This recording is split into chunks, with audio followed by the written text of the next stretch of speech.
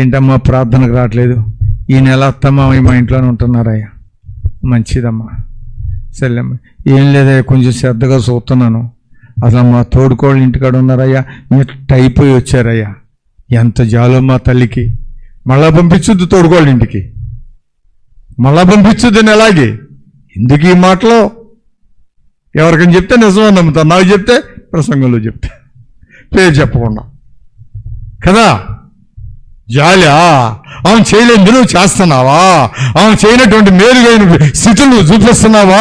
అలా అయితే ఎందుకు పంపిస్తావు? అంత చిక్కిపోయారనే వేదన, బాధ, ఆవేదన ఇలా ఉంటాయి.